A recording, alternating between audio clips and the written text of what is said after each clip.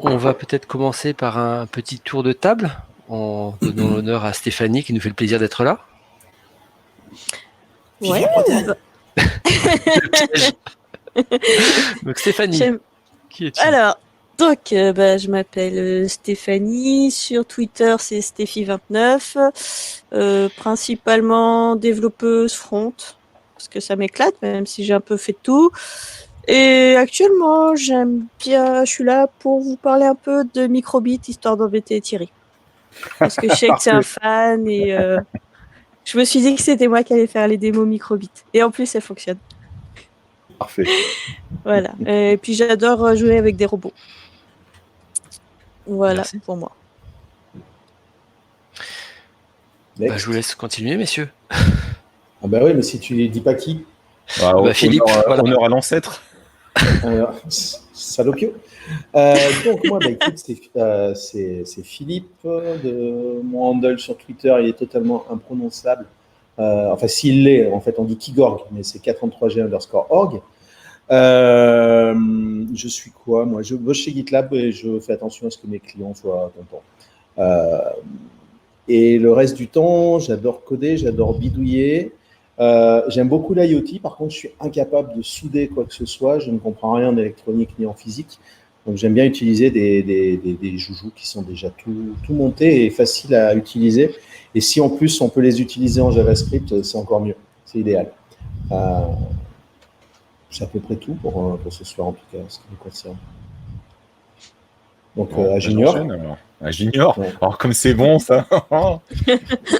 Moi, c'est les Thierry. Sur Twitter, ça va être Titi Mobi.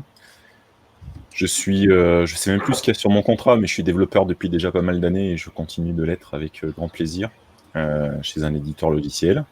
Et puis, l'IoT, c'est le retour de l'électronique que j'ai toujours bricolé depuis déjà pas mal d'années. En essayant, comme l'a dit Steph tout à l'heure, de faire des choses avec les enfants, avec Mixtin, et notamment avec la carte microbit, qui est quand même la carte magique pour moi. On en reparlera tout à l'heure. Elle sait tout faire, enfant, adulte, langage visuel, MicroPython, TinyGo. Je crois qu'il n'y a pas beaucoup de limites. Pourtant, elle est toute petite, elle fait pas grand-chose, mais pourtant, c'est le pied. Et j'aime bien en avoir plein. J'en ai encore acheté une, ce que je disais tout à l'heure. J'aime bien avoir plein d'objets comme ça, et puis essayer de leur faire des choses pas toujours prévues. J'en ai encore 2 à la maison, et je peux te les filer. Ouais, mais faut que ça fasse des bêtises, tous ces objets-là, c'est fait pour. Donc moi, c'est surtout pour m'amuser avec. Après, il commence à y avoir des consoles dans le monde de l'IoT qui apparaissent, donc ça rejoint ma première passion du jeu vidéo aussi, donc on peut tout mélanger, c'est parfait. Et je fais pas énormément de JavaScript, même si j'en fais. Et aujourd'hui, je vais essayer d'en faire juste pour faire plaisir à Philippe. Waouh. C'est dire que tu serais arrivé à faire fonctionner ton dernier joujou. Oh merde, c'est encore un truc que je vais acheter alors. Et puis je vais finir par moi du coup. Moi c'est Louis, je ferai juste la régie parce que l'IoT ça m'amuse, mais je fais pas vraiment des choses. Mais par contre, j'aime bien discuter avec Thierry et Philippe. Et donc je serai à la régie, donc je repasserai vos messages, vos questions. Donc n'hésitez pas si vous avez des questions à les mettre sur le chat. Si jamais nos amis ne répondent pas en live, je relayerai à nouveau la question. Et donc, on va commencer, puisque je vais essayer de faire la régie. Je vais commencer à poser les premières questions. Si vous voulez nous parler de votre dernier joujou IoT. On va commencer par Thierry pour changer. Alors, le dernier, j'étais en train de réfléchir en même temps quel était le dernier, parce que il y a le dernier que j'aurais acheté ou le dernier que j'aurais utilisé, ce qui est des fois assez différent. Parce qu'en fonction des envies... tu auras utilisé, on va dire. Voilà. Alors, le dernier que j'ai utilisé, justement, c'est la montre, la Bangle.js, qui est une montre qui est programmable en JavaScript, pour l'instant en tout cas, et qui a un certain nombre de fonctionnalités, comme pas mal de montres connectées, du Bluetooth, un compteur de pas, un accéléromètre. Donc ça m'intéressait, comme je cours un peu et que j'ai des montres dédiées au sport, ça m'intéressait de voir comment ça marchait aussi. Donc c'était l'occasion de s'amuser avec pas mal. Mais c'est la dernière que j'ai fait des choses avec. Et sinon, il y a la petite M5 Stack. Donc, je ne sais pas si on peut montrer en même temps au fur et à mesure. Si Ah Si bah ça marche du si. premier coup, ça serait super. Voyons voir. Ouais. Tac. C'est beau ça, hein? Donc la Magnifique. montre en question, voilà. Tac, tac. Donc, elle est assez grosse hein, quand même. Hein. J'ai pas des petites mains. Et la M5 Stack avec laquelle j'ai fait pas mal de choses récemment, c'est celle-là. Voilà. Et malheureusement, comme dirait ma femme, toutes les cartes ne sont pas posées sur ce bureau. Il y a une vidéo témoin qui montre un peu trop ce que j'ai. Et la prochaine avec laquelle je vais faire beaucoup de choses, c'est celle-ci, qui vient de chez C'est Primordial. la... Ah, C'est c'est la la nouvelle Panini, version de console, là. voilà, qui est encore en bêta, mais j'ai pas eu le temps de faire beaucoup de choses. Puis ils font que du C, alors comme ça Ah oui. m'agace parce que je voulais faire du Python avec, je les embête un peu avec ça et c'est sur le point d'aboutir, donc on va voir. Donc voilà, les deux dernières avec lesquelles j'ai fait les choses. D'accord. Stéphanie? Depuis quelques temps, en fait, ouais, je suis plutôt à fond sur Microbit pour préparer les ateliers. Parce que, sur Brest, on fait des Vox for Kids. Et en fait, j'essaie de faire un robot pour que les enfants puissent le construire eux-mêmes. Donc, je cherche un peu quel serait le robot le plus intéressant, on va dire, au niveau fonctionnalité, mais aussi tarif, pour que ça coûte pas trop cher aux parents. Donc, moi, actuellement, je joue pas mal avec ce petit robot. Je vais vous montrer. Hop. Donc, moi, c'est celui-là. C'est le Ringbit, qui est pas mal, qui a pas mal de fonctionnalités. Mais tout à l'heure, j'ai essayé d'aller sur le site de... C'est vendu par Electrix. Je suis allée sur leur site et leur site, il a l'air un peu down ce soir. Donc, je sais pas si ça marche, si ça va continuer ou pas. Mais ouais, je m'amuse pas mal avec cette carte. Et puis, prochaine chose qu'on aimerait bien tenter, c'est essayer de faire un ascenseur. Un ascenseur. Ouais, un ascenseur pour une maison de Playmobil. C'est pas mal, Ok. c'est pas mal. Donc, je réfléchis à comment on peut faire ça. On Pour essaiera de mettre les l'instant, liens peut-être dans le compte rendu. Je suis en train de penser là tout ce qu'on est en train de parler pour que ouais. tout le monde ait un peu Pour les. l'instant, j'ai pas trop d'idées de comment on va le faire. D'accord. Et Philippe, alors toi, si tu nous parlais de ton dernier joujou? Alors, mon dernier joujou, c'est des pompes à piles pour arroser automatiquement les pots de fleurs sur ma fenêtre, mais je ne sais pas si je peux arriver à les connecter à quoi que ce soit. C'est le dernier joujou que j'ai acheté. Sinon, pendant les vacances, j'aimerais pour une fois dans ma vie que pendant mes vacances, je revienne et mes plantes vertes ne soient pas mortes. C'est jamais arrivé jusqu'ici. Sinon, mes autres jouets, mais qui sont un peu liés à ça, parce que j'ai un autre délire dans ma tête, une espèce de pas un vivarium, parce que ce ne serait pas des bêtes, ce serait que des plantes, mais il y aurait la suivi de température, brumisation, machin, et il me fallait des capteurs, mais pas trop compliqués. Je vais essayer de changer de caméra en espérant que ça ne fasse pas tout planter. Alors, celui-ci, c'est le Pixel JS. Donc, c'est à base d'Esprino. Donc, ça se code en JS, c'est ça qui est pratique, qui est bien. Et l'autre, c'est pareil, c'est de l'Esprino. Je vais l'ouvrir pour montrer. Celui-là, on voit en fait, le composant principal est ici. Et il marche à pile. Je pense qu'il a 20 jours d'autonomie, le Pixel JS. L'Esprino, le Puck, il a plusieurs. C'est comme un beacon, en fait. Je crois qu'il a plusieurs mois d'autonomie avec la batterie. Donc celui-là, il a des boutons, une LED, un écran LCD et un capteur de température. Et le Puck, c'est la version 1, et j'espère avoir la version 2 bientôt. Il a 3 LED et un magnétomètre et un capteur de température aussi. Alors, je ne l'ai pas pour la démo cette fois-ci, mais celui-là est capable de discuter avec celui-là aussi directement et avec d'autres composants. Donc là, c'était mes joujous du moment et j'en note quelques autres. Mais le gros avantage, c'est que ça se programme en JS. Je fais un peu de Python parce que j'ai une M5 aussi comme Thierry, mais je suis très mauvais en Python. Par contre, j'ai vu qu'il allait y avoir un nouveau kit M5. C'est un petit robot. Donc, peut-être que je vais me forcer à faire plus de Python. J'attends là, parce que la V1 n'est plus maintenue, elle est encore achetable, mais il y a la V2 qui sort bientôt. Cool. Les M5, c'est top aussi. Ouais. C'est vraiment bien À fait. Ouais. tester. C'est Ah un ouais bel écosystème. Ouais. Bah, c'est super bien packagé. Enfin, Thierry montrera de toute façon, mais je pense que le M5 est probablement mon favori. D'accord. Ce qui fait une parfaite transition avec la question suivante. C'est quoi vos plateformes préférées? Donc on parlait de M5. Est-ce que quelqu'un veut en parler? Bah, normalement, c'est Titi Moby qui. Ah, c'est qu'il toi faut qui me en l'as fait parler. découvrir, donc. C'est pas ma plateforme Salaud. préférée. Je l'aime beaucoup, mais c'est pas ma plateforme préférée. Ma D'accord. plateforme Bah, préférée, ça reste. c'est quoi un M5? C'est à base de SP32, hein, si je dis pas Ah, de pour ce qui est à bêtises. l'intérieur, oui, c'est un ESP32 à Ouais. l'intérieur, oui. Qui fait donc Wi-Fi et Bluetooth. Et le M5, en fait, c'est un petit boîtier qui fait aussi écran couleur 256 couleurs, qui a des sorties compatibles Arduino, qui a une ou deux sorties compatibles, les connecteurs Groove, je ne sais jamais comment on dit. Donc C'est c'est comme pareil, tu veux. Groove, c'est l'IoT pour les nuls. C'est pour moi, c'est du Lego. Et c'est génial, on peut plugger des LED, on peut plugger plein de trucs. Et donc, c'est ce qu'a Thierry entre les mains. M5, alors je sais pas si c'est M5, c'est le nom de la boîte, mais ils font d'autres composants qui sont plutôt sympas. Mais celui-là, il est vachement complet pour les gens qui veulent faire de l'IoT. Ils ont même Mais des kits sans débutants que je s'embêter. trouve très bien faits, quoi. Ils ont des kits, Ouais. ce que tu évoquais tout à l'heure, hein. Donc là, ce qu'on voit sur la tranche, le petit bouton rouge, c'est pour relancer ou pour éteindre.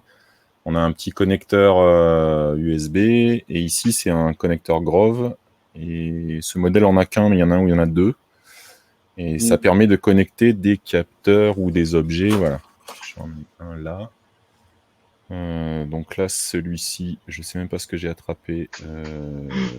Celui-là, c'est un capteur de température. L'intérêt, le fameux Grove, c'est juste le fait qu'il y ait ce type de branchement possible, qu'on peut plugger directement là-dessus sans se prendre trop la tête. Après, sur la tranche, il y a des connecteurs, c'est des connecteurs Dupont. Et c'est assez facile à plugger aussi avec des fils tout près, ça marche aussi pas mal. Et elle est documentée dessous en plus, quand on cherche les références, c'est directement dessous, donc c'est pas trop compliqué. Elle est vraiment très très bien foutue, quoi. Ouais. Ça se code en Python ou en. On sait aussi. J'oublie toujours, mais aussi le truc graphique là, avec les briques. Oui, comme ils ont Scratch. un système Blockly. Ah ouais. Ouais. C'est qui sympa ça permet aussi. Ouais, c'est pas mal pour commencer. Surtout qu'ils ont des versions un petit peu plus simples. Il y en a un ils appellent ça le stick, je crois, qui peut peut-être éventuellement pour des enfants un peu plus grands ou vraiment des débutants qui veulent pas. Mais celui-là, pour n'importe quel adulte, il n'y a pas de souci. Tout est compréhensible et accessible. C'est génial. Hein, Ouais. Et puis le fait qu'il soit et Wi-Fi et Bluetooth, ça ouvre plein de possibilités. Moi, j'avais fait une démo, mais j'ai perdu le code source, hein, où tu pouvais discuter en MQTT avec un quelconque serveur MQTT, ça marchait super bien. Voilà, juste pour dire, quand on parlait des ESP32, voilà, quand on veut quelque chose de plus brut, ça peut se trouver sous des formes comme ça.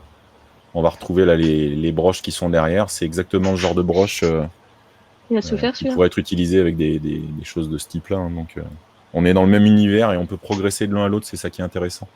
On peut commencer avec les Groves et puis après, on peut prendre Philippe un week-end et lui apprendre à souder et puis après, il est parti, quoi. Ouais, il faudrait faire ça un jour. Ouais, c'est la prochaine étape. J'imagine. Mais c'est quand même le gros avantage, c'est que c'est vraiment. Alors, ça a un prix, hein, je ne sais plus combien ça coûte. Ça reste quand même abordable. Ouais, Mais Je ça trouve que c'est plus raisonnable. cher que Celle-ci, hein. le simple composant ESP32. Mais par contre, l'avantage, c'est que le truc, il est prêt à l'emploi et que quelqu'un qui panne rien en électronique peut quand même faire de l'IoT. Et je trouve le concept super. Puis leur petit kit de démarrage avec quelques capteurs déjà avec les connecteurs Grove, tu te poses pas de questions, tu reçois ça chez toi, tu as les exemples, tu peux démarrer, c'est déjà tout fonctionnel, quoi. Donc c'est pas mal. Oh, puis ça permet de se relancer dans le C. Ou pas. Ouais. Après, l'avantage des composants Grove, c'est qu'en général, l'API en Python est toujours très bien faite. Ouais, c'est assez. Ouais. Mais ils ont fait un bon boulot. C'est aussi eux qui ont fait une bonne couche entre les deux et ils ont facilité le boulot aussi. Moi, ça serait ma plateforme préférée. Ouais, je vais laisser Steph parler de sa plateforme préférée. Je fais la démo si tu veux. Regarde, je Super. présente. Je fais Ouais. la Bah, présentatrice à côté. disons que j'aime bien le microbit parce que c'est quand même très complet et quand tu veux apprendre aux enfants, c'est intéressant parce que tu peux passer vraiment, ils voient tout de suite ce que ça donne. Typiquement, regarde, t'as les LED qui sont sur la face avant, donc tout de suite ils peuvent s'amuser à faire un affichage avec les LED. Il y a les boutons, donc tu peux faire soit le bouton A, soit le bouton B ou les deux en même temps. Il y a quand même un capteur de température, de luminosité. Tu peux faire envoyer des messages par ondes radio. Elles sont programmables aussi via le Bluetooth. Pour ceux qui n'ont pas forcément d'ordinateur à dispo, mais qui ont une tablette, ils peuvent programmer sur la tablette et envoyer le programme via le Bluetooth sur la carte. Ça marche. Donc moi, j'avoue que cette carte, elle me plaît bien. Et en plus, on peut faire quand même beaucoup de choses. Et comme beaucoup de ces petites cartes qu'on trouve maintenant, il y a aussi beaucoup de composants qu'on peut rajouter en plus. Voire même, on peut aussi les connecter sur des cartes qui permet ensuite d'être connecté avec des capteurs Grove. Donc, on peut aussi programmer ça. Après, il y a différents robots qui existent. Donc, c'est assez intéressant. On peut aussi les connecter à des affichages genre Ink Screen. J'ai pas encore testé cela, mais j'en ai vu quelques-uns et moi, je la trouve vraiment passionnante pour ça. Et pareil, on peut commencer à programmer par bloc de code ou ensuite passer sur Python pour ceux qui veulent. Et même sur MakeCode, on peut aussi passer en JavaScript. J'avoue que ce côté-là, je l'ai jamais fait pour le moment. Je préfère vraiment le faire par MakeCode. C'est pas celui qui est le plus maintenu en plus, le mode JavaScript. Ils ont des fois quelques petits soucis. Ce qui est dommage. Voilà. Je l'avais flashé, moi, le mien, je l'avais flashé avec le truc JS. Oui, on peut aussi, mais alors la petite différence qu'il y a sur celle-ci par rapport aux autres, c'est que généralement, quand tu flashes ton programme dessus, quel que soit le langage ou ce que tu fais avant, tu flashes vraiment tout. C'est-à-dire qu'il y a, sur les autres cartes, souvent, tu as un interpréteur qui traîne, tu as des choses en fait déjà. Là, tu flashes vraiment tout, ce qui fait que c'est accessible. Du moment que ça se compile dans le format qui est attendu, tous les langages et toutes les méthodes sont possibles. TinyGo, c'est ce qu'ils ont fait, ça marche parce qu'ils créent un gros binaire qu'ils vont pousser directement. Juste aussi, ce qui est intéressant à mon sens, c'est que c'est issu de... C'est quand même une demande spécifique chez les Anglais quand ils ont voulu relancer les activités de programmation dans les écoles. Et la fondation qui est derrière tout ça, qui a d'abord été mise en place par la BBC, ils ont quand même fait tout un curriculum avec. Donc, c'est vraiment pensé hardware, logiciel et contenu pour être quelque chose de facile pour l'apprentissage. Et jusque-là, pour moi, elle est vraiment elle est imbattable, quoi. Et puis elle est vraiment abordable, elle a vraiment que... Elle est abordable, elle est complète et on peut... moi, je commençais à la présenter à des enseignants et quand ils voient ce qu'on peut faire, le genre d'atelier qu'on peut faire, sachant que normalement, ils sont censés enseigner à l'école à partir du CE1, CE1, CE2, l'informatique, quand les enseignants voient ce qu'ils peuvent faire avec ce genre d'outils, ça leur donne aussi des idées et c'est vraiment super intéressant pour ça. Donc, et franchement, moi-même, je m'éclate avec. Ce qui oui, je confirme, on peut s'amuser avec, vraiment avec plaisir. Ouais. Et j'ai trouvé un livre super intéressant qui reprend en fait ce que je dois faire avec ma fille quand j'aurai le temps. C'est-à-dire, on va lire en parallèle Alice au Pays des Merveilles et tu as des ateliers qui reprennent des passages d'Alice au Pays des Merveilles. Typiquement, la partie de croquet de la Dame de Cœur, le lapin, où on fait une genre de montre pour le lapin dans le trou. Enfin bon, tu reprends tous les passages d'Alice au Pays des Merveilles et tu développes l'application en face avec la carte. En utilisant des pinces crocodiles, du carton, donc c'est à la fois, tu fais un peu d'atelier dessin, découpage, pour faire quelque chose de joli et en plus tu programmes et ça te fait une espèce de jeu. Je me suis aussi amusée à faire un peu l'application du choix pot magique aussi d'Harry Potter. Donc tu secoues et puis ça t'affichait à quelle maison tu étais rattaché. Ouais, t'as aussi. On peut aussi faire de la musique, ouais. Oui. Donc là, c'est un gant que tu peux coudre toi-même. Il y a le patron sur plusieurs tailles. Donc tu couds, il y a la carte qui est à l'intérieur et puis il y a une petite carte sonore et en fonction des mouvements de la main, ça interagit, ça fait de la musique. Ouais, et puis tu as aussi je vois que tu as la petite console là. Parce que tu peux aussi implanter dessus des jeux. Oui. Ta Alors là, petite console orange là. c'est plus dans la famille Microbit là. Non, mais tu as une version aussi où tu peux connecter une microbit dessus. Oui. Ce que je veux dire, c'est que effectivement, si je défais, c'est le même connecteur en fait à l'intérieur. Donc, on a le même connecteur. On peut utiliser pratiquement tous les périphériques de la microbit avec, sauf qu'il y a un écran et un éditeur qu'on pourra peut-être montrer tout à l'heure qui permet de faire des jeux vidéo, d'ailleurs même sans carte aussi, parce que on peut se préparer à faire de l'IoT sans avoir de matériel aussi. C'est pareil avec MakeCode qui permet de tester les programmes avec l'émulateur avant de l'envoyer sur la carte. Tout à fait. Donc, tout ne marche pas. Mais j'ai profité en même temps pour changer le programme qui était dessus. Donc là, j'ai juste flashé pendant qu'on discutait. C'était un programme TinyGo qui tournait dessus. J'ai flashé avec l'éditeur graphique. Ça ne bronche pas. C'est magique. J'adore. Et du coup, Thierry, toi, tu nous as pas dit ta plateforme préférée, puisqu'apparemment, c'est pas la M5. Non, mais ma préférée, ça reste la microbit de toute façon, parce qu'on peut tellement... il y a vraiment trop de choses. Tu peux les raccorder. Voilà, il est peut-être pas trop accessible. On peut la brancher effectivement sur un plan. Si je suis en train de regarder s'il n'est pas accessible. Où on peut lui. Parce que là, toutes les entrées-sorties sont. C'est ce qu'on n'a peut-être pas dit là, les trous qu'on voit là. Donc on a 0, 1, 2, 3, et puis après on a du 3 volts et puis la masse. Mais en fait, tous les petits traits que vous voyez là entre chaque, c'est aussi des entrées-sorties accessibles. Et par le biais alors c'est des connecteurs un peu comme ça. Sauf que ici, là, j'ai des LED, mais on peut avoir ici une plaque de prototypage électronique classique. Et toutes les entrées sont mises à disposition, elles sont éclatées là. Et on peut, là, on peut attaquer des montages et expliquer même des principes d'électricité. Il y a des montages qui montrent comment on peut faire un pont diviseur de tension, à quoi ça sert. Enfin, donc, je pense que ça reste... Ouais. Tu as même des adaptateurs pour brancher sur des bread Brown. C'est ça, ouais, c'est ça que je voulais dire. Ouais, voilà. Tout à fait. Des bread machin là. Et là, du coup, tu rentres dans le monde des composants, entre guillemets, des vrais composants. Donc, tu vas pouvoir expliquer à n'importe qui que on peut griller une LED si on la branche à l'envers. Enfin, voilà, mais tu peux leur montrer concrètement, quoi. Donc, ça peut être intéressant. Ouais. Et sinon, dans la même famille, alors, ça, c'est la première version, c'était un prototype qui se branche. Elle était encore un peu compliquée. C'est un Suisse-allemand qui fait ça. C'est la famille des Piu Piu. Il n'y a pas tellement beaucoup de choses en plus, si ce n'est qu'il y a plus de boutons et il y a des LED 8x8. Et un jour, ça a dérapé en version plus grande pour EuroPython, une conférence. Mais c'est la même chose en fait.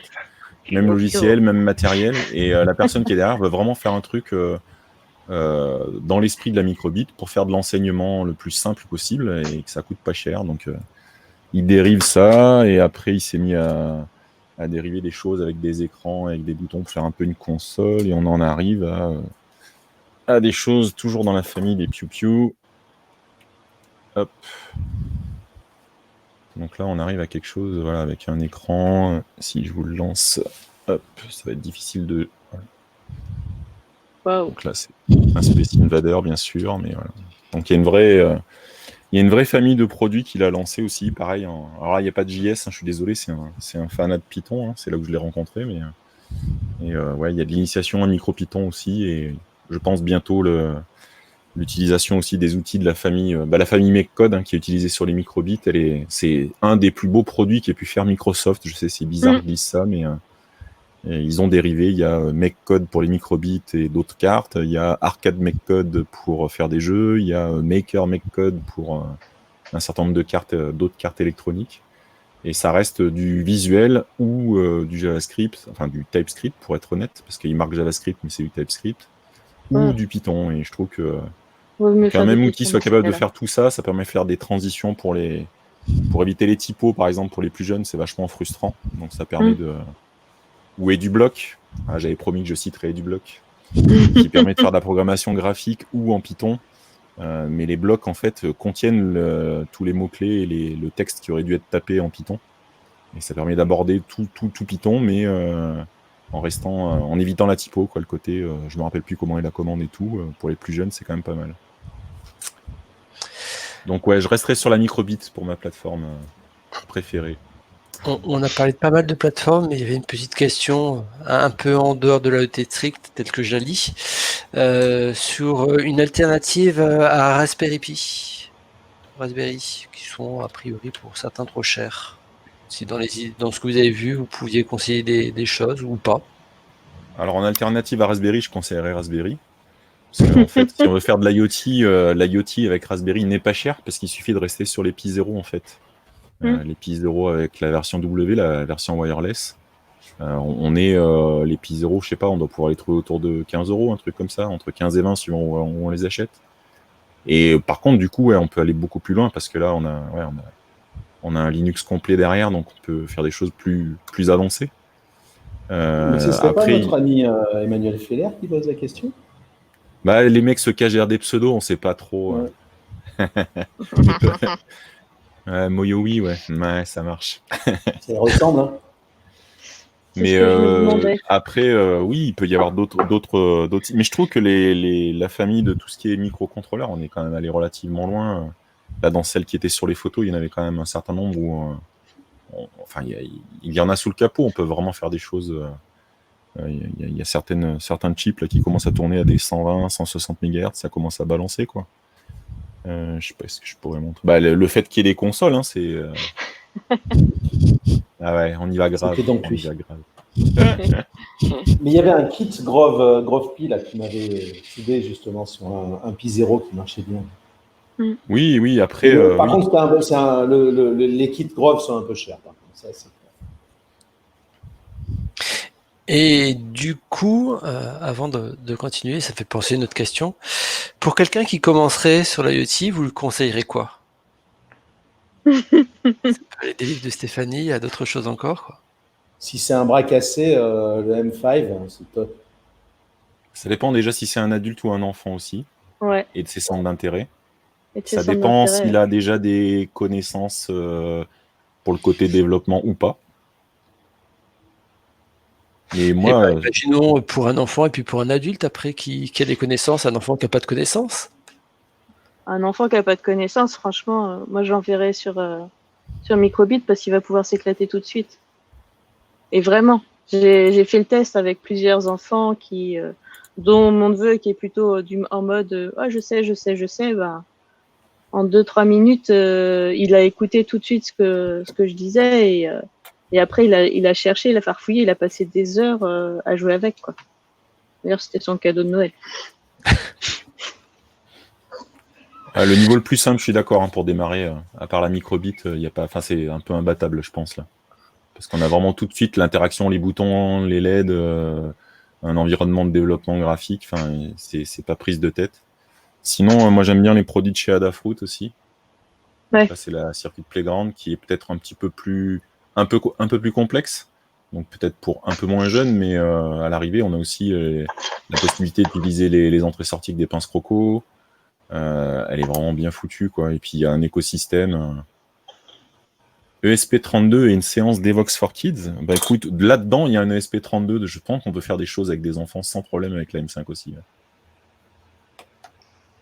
Ben, faut que je teste. J'avoue que j'ai testé on a testé un autre objet, mais c'était pour des plus petits. On cherchait quelque chose qui puisse les amuser, qui puisse, en fait, pour apprendre à programmer, mais sans avoir d'écran. Et on est tombé sur un petit robot qui est vachement sympa aussi, où en fait les enfants programmaient via une télécommande, donc ils se sont bien éclatés. Et je pense que ouais, le M5 il me tente bien pour tester, voir si on peut faire des ateliers, parce que je sais que j'ai fait déjà 2 ateliers quasiment à suivre avec la microbit, et si les enfants ils reviennent à chaque fois, et souvent on refait un peu les mêmes ateliers, bah, il faut qu'on trouve des nouvelles fonctionnalités, nouveaux jeux pour les attirer, parce que sinon ça va. Avec Mixteam, je peux te dire qu'on n'a pas eu de problème de passer à la microbit pour les un peu plus grands à la Circuit Playground. J'ai fait quelques tests, parce que j'en avais pas beaucoup avec, mais là c'était plus compliqué avec la Piu Piu. C'est quand même un peu plus compliqué. J'ai pas encore essayé avec la M5 pour voir ce que ça donne. Bah déjà, je pense que après, on pourrait peut-être déjà commencer à passer sur MicroPython Oui, déjà. pour voir si en changeant de langage, il reste dedans. Et après, je me pour dis quelqu'un qui... pareil.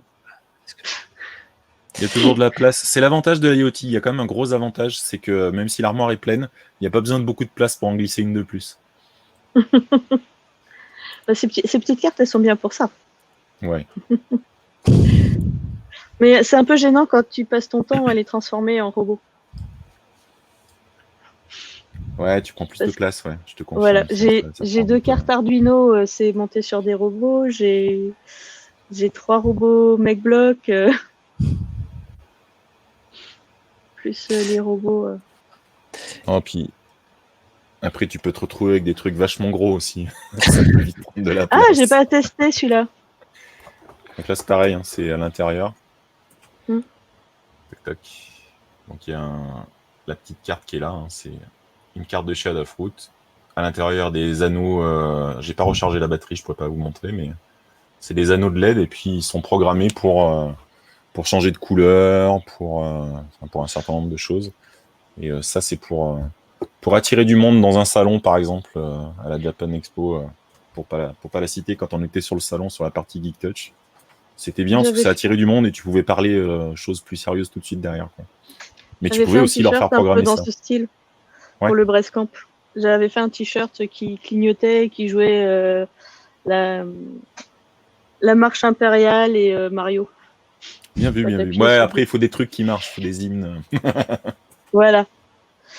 J'avais fait ça pour le Brestcamp avec les petites LED qui s'allumaient, violet, orange, jaune, qui reprenaient le symbole du Brestcamp. Bah, pareil, c'est avec une carte Adafruit et des fils et la couture connectée. Ah oui, il y a ça aussi, mais c'est pas mal ça. On peut faire pas mal de choses avec la couture connectée. Mm. Donc j'ai ça aussi qui traîne quelque part. Je sais pas où. Alors, vous nous parlez de choses que vous avez réussi qui marchent, mais c'est des fois intéressant aussi de savoir qu'est-ce qui a bien planté, quoi. Le plus gros fail. Est-ce que vous avez des anecdotes en ce sens? Non, pas du tout. On t'a pas trop entendu. Moi, j'ai commencé plein de projets que j'ai jamais finis, notamment pour le Brestcamp. En fait, j'avais besoin d'un sujet pour d'être pris, donc il a fallu que je trouve un sujet pour un talk. Je me suis dit, il faut que je trouve un truc qui pète, quoi. Et donc j'avais expliqué que j'allais expliquer comment faire un robot de téléprésence avec je sais plus quoi, il y avait du Raspberry, il y avait un kit Raspberry Pi avec un moteur, mon téléphone servait un peu de cerveau au robot et puis j'utilisais l'API de Chrome pour faire transiter les flux vidéo entre entre mon téléphone et mon ordi retransférait les commandes à MQTT au Raspberry. Il y avait un capteur de distance aussi. C'était fonctionnel, mais ça a été son seul moment de vie. Je ne suis pas allé plus loin. Alors qu'au moment où je l'ai fait, je trouvais que mon idée était géniale. J'allais faire de la téléprésence à pas cher. Et puis ça m'a saoulé à la fin. Je n'avais plus le courage. Puis j'en mets plein d'autres comme ça, d'exemples. Puis à chaque fois, c'était le début d'un talk. Ça m'a permis de faire des talks sympas. Et j'en ai fait un c'était dans un hackathon en Alsace, un truc mais dédié à la santé. Et j'avais fait quelque chose sur. Alors c'était plus une présentation, mais j'avais un début avec des petits écrans qu'on plug sur les Raspberry, plus des capteurs de son et aussi des haut-parleurs Grove. Une espèce d'outil dédié aux malentendants pour les aider à être notifiés quand il se passait quelque chose dans la maison. Il y a même des gens qui sont venus me voir, parce que là, en fait, je croyais qu'il y aurait que des techs dans l'assistance. Et en fait, il y avait la moitié de tech et l'autre moitié, c'était des médecins, des infirmiers, des infirmières. Et donc, ils ne comprenaient rien à ce dont je parlais, en fait. Parce que moi, j'étais parti sur protocole MQTT, la totale. Mais qui sont venus me voir après en disant est-ce que vous l'avez déposé, où est-ce qu'on peut se procurer les plans, ça. Donc, je leur ai dit, bon, rien déposé, vous en faites ce que vous voulez.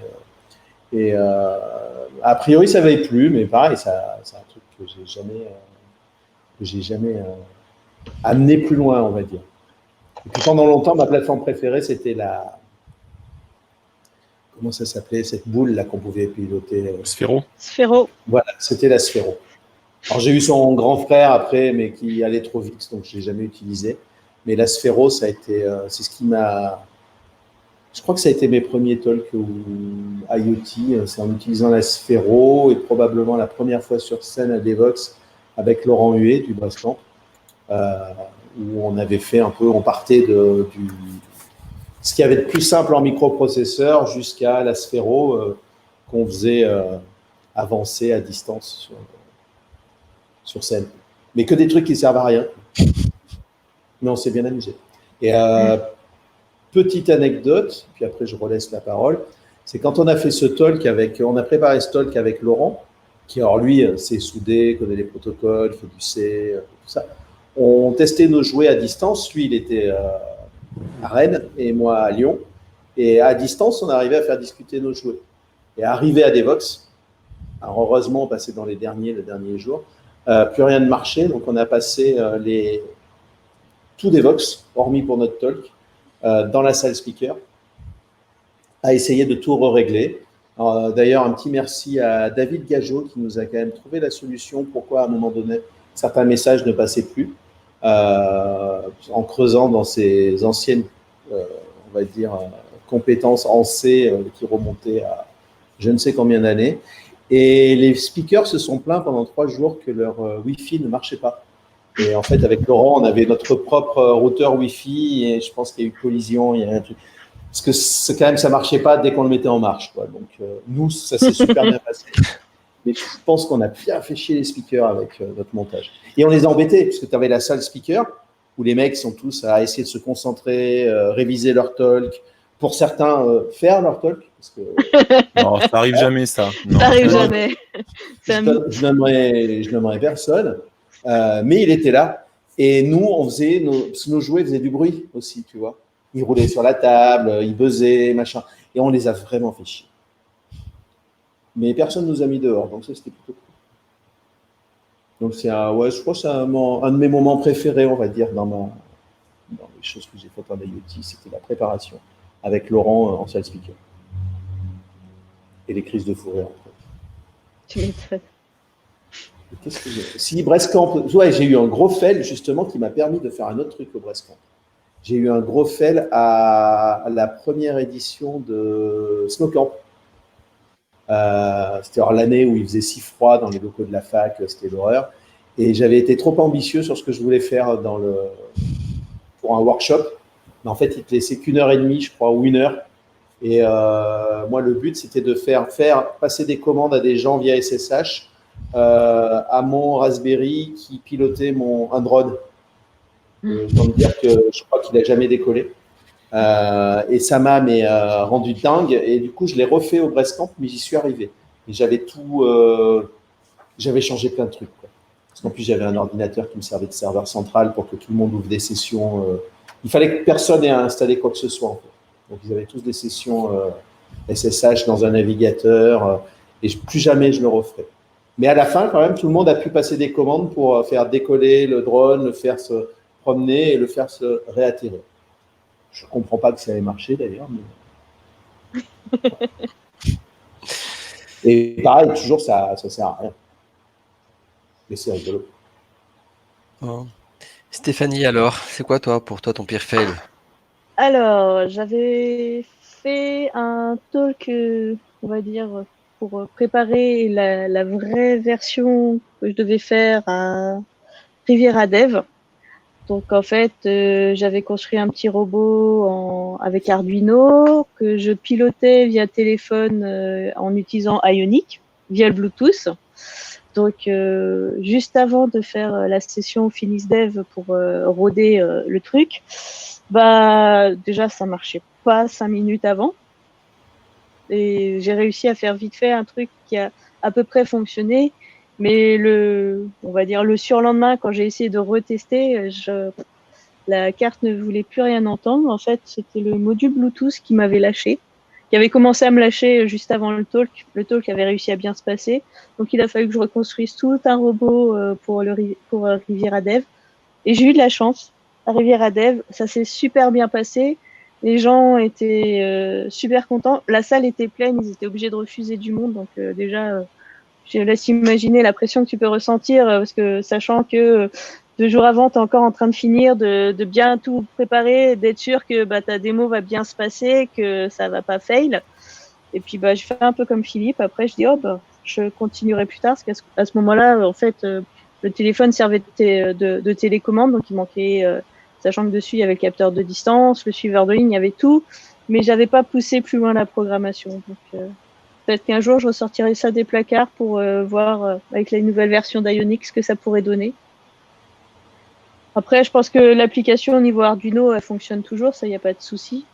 Mais je pense que l'application Ionic, faut la refaire complètement avec les nouvelles versions. Un jour, je me rebrancherai dessus. Mais ouais, ça a été mon plus gros fail. Mais ça m'a pas empêché de continuer. Après, je suis passée sur un robot qui était aussi avec... c'était avec une carte Grove, donc c'était beaucoup plus facile de connecter les composants dessus. Et j'avais comme ça beaucoup moins de surprises. Et si, il y a la carte Arduino qui m'a lâché après, mais bon. Un classique. Voilà. Thierry, on va finir par toi. Ouais, alors, je sais pas, il n'y a pas vraiment de fail parce que, comme disent les makers, si t'échoues pas, c'est que t'as pas essayé, donc t'as rien appris. Si, le dernier en date, mais c'est pas un gros fail, mais je voulais faire une démo pour faire plaisir à Philippe avec la montre et je m'acharnais. Je voulais faire marcher, j'avais vu qu'il y avait la librairie avec du NFC, je voulais déclencher les trucs parce que j'ai des petits capteurs qui me sont arrivés d'Angleterre et qui sont tout mignons, qui sont cousus dans des petits lapins et tout. Et ça ne marchait pas, ça marchait avec mon téléphone, ça marchait jamais avec la montre, je comprenais pas. Et en fait, sur le forum, il y a quelqu'un qui m'a cloué sur place. En fait, il m'a expliqué que ouais, il y avait l'API était là, il y avait tout le code, mais la montre, elle avait pas d'antenne sur le composant, donc elle pouvait pas marcher en NFC, elle pouvait rien détecter, c'était pas possible, quoi. J'y ai passé une bonne après-midi quand même avant d'avoir cette réponse. Donc voilà. Et sinon, dans les fails, l'après-midi, c'est court. Ouais, mais c'est pour ça que je te dis, c'est pas des gros fails, ça, c'est pas. Avec Kubernetes, je passe des semaines. Hein. Ouais, on parle de trucs sérieux là, si tu veux bien. Et sinon, j'ai grillé un certain nombre de cartes, mais bon, ça arrive à tout le monde. Mais moins maintenant. Il faut savoir que quand j'ai commencé avec les cartes Arduino, c'est tout ce qui était capteur, servomoteur et autres. Enfin, toute la logique tournait avec du 5 volts, et puis tout à coup, ça s'est mis à tourner avec du 3 volts 3 sur la plupart des nouvelles cartes, mais pas. Il y a eu une période de transition où il fallait faire un peu attention. J'ai pas toujours fait très attention. J'ai un petit cimetière dans un coin de la maison avec 2-3 cartes que je me dis peut-être un jour. En changeant, je désespère pas de pouvoir changer juste le microcontrôleur en se disant que ça va redémarrer, mais je suis pas convaincu.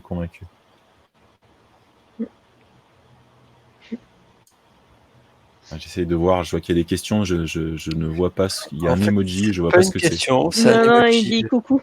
C'est Pierre qui dit c'est un coucou. Bah tu vois, moi ça rend rien du tout. Alors coucou. Et du coup, on va enchaîner avec à contrario le truc. Alors ça peut être aussi un gros fail, mais le truc qui vous a plus amusé, qui était plus fun. Moi c'est facile, je vous l'ai déjà montré. Voilà, comme ça je passe pas 3 heures. C'est ça. Mon plus gros fun, ça a été ça. Me balader à la Japan Touch avec ça. J'avais été une première année où je m'étais retrouvé à coder avec un Pokémon sur les genoux, un gamin déguisé. Je dis c'est ridicule, j'ai rien moi. Donc l'année d'après, je suis allé avec une grosse veste et ça, voilà, c'était un peu mieux. Et je me suis beaucoup amusé à faire des circuits de couleurs. Voilà. Pareil, c'est quand j'ai fait mon montage pour le Brestcamp, d'avoir réussi à faire ce petit composant, rien qu'en cousant les LED, en le programmant avec la carte Adafruit. Et sinon, c'est à la fois un fail et je me suis bien marrée à le faire et maintenant je me fais plus avoir. C'est la première fois que j'ai voulu utiliser les envois de messages par radio sur les cartes microbit. C'est-à-dire que quand tu veux envoyer des messages radio, il faut que le programme il soit installé, le même programme sur toutes les cartes, sinon ça marche pas. Sur le même canal, sur le même. Sur le même canal. Voilà. Quand tu te trompes une fois, bah, c'est surtout que tu passes des heures. Mais pourquoi ça marche pas? Pourquoi ça marche pas? Et Oui, mais au là, c'était final, un tu te fail rends toute compte. seule. Parce que quand c'est avec un atelier avec les gamins Non, et que tu as oublié de non, leur non. dire, non, C'était un fail avec des enfants. c'est bon ça. Ouais. Monsieur, ça marche pas. Puis tu regardes le code, tu ne comprends pas, tout est bon dans ce qu'il a fait. Tout est bon. Et puis après, ah oui, mais ah oui, c'est sûr, vous pouvez pas envoyer aux autres copines, il faut que vous ayez toutes le même code. Donc elles ont eu le temps de prendre leur goûter, le temps que je réfléchisse et que ça me revienne en mémoire qu'il fallait mettre C'est bien le ça le même goûter, code c'est sur une les très cartes. très bonne astuce. Voilà. Je fais voilà les filles, hop, et puis après elles étaient contentes, elles se sont bien amusées. Voilà pour moi. Et Philippe? Oh, moi, écoute, c'était. À chaque fois que j'ai dû faire un talk IoT en conf, globalement, c'était un peu une crise de fou rire parce que déjà, je savais pas si ça allait marcher. Là où je me suis le plus marré, c'était probablement avec la Sphero. Parce que tu joues avec une boule qui change de couleur, tu joues avec, enfin, et t'as des mecs qui sont, je pense que les gens se demandaient ce qu'ils foutaient dans la salle. Il y a eu quoi encore on avait fait avec Daniel Pétisme à une autre session du Snowcamp, donc il m'en voulait pas pour la précédente. Qu'est-ce qu'on avait fait? On avait ouais, à partir. Alors, attends, il y avait un Raspberry, il devait avoir un kit Grove. Les yeux du Raspberry, du truc, c'était des capteurs de distance. J'avais plugué un micro dessus. Je crois que je te l'avais taxé à toi, le micro, Thierry. Oui. Et j'avais monté ça sur un pied de lit en bois avec un gros ressort. Enfin, le truc était moche à faire peur. Et on avait parlé des API qui permettent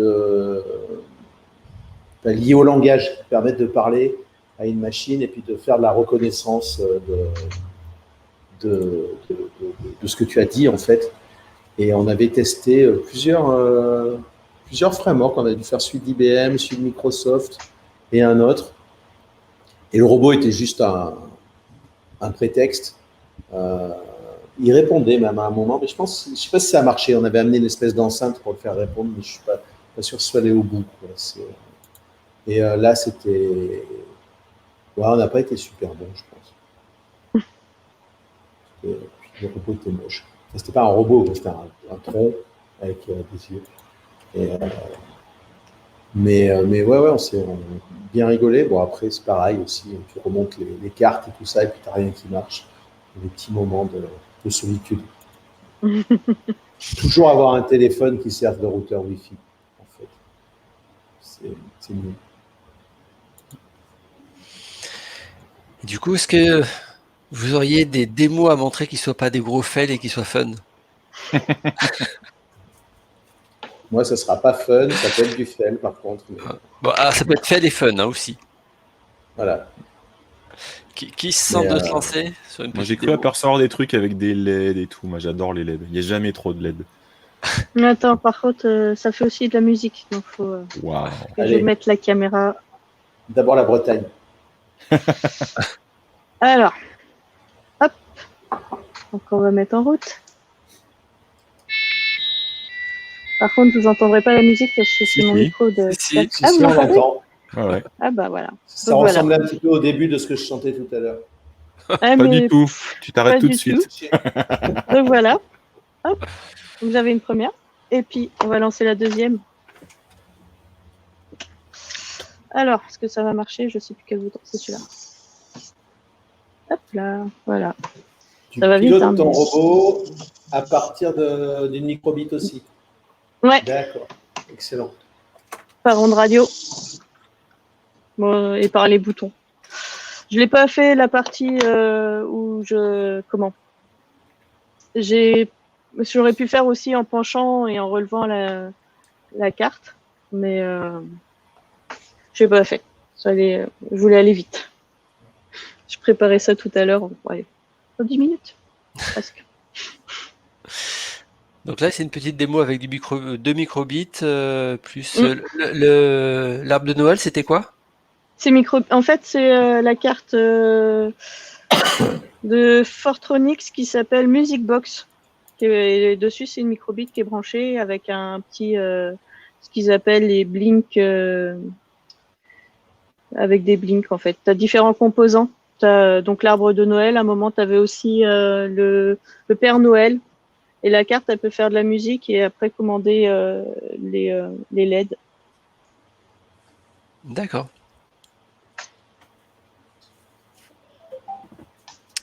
Et je sais pas si Kiorine, est-ce que quelqu'un a une autre démo? Ouais, moi j'ai la démo.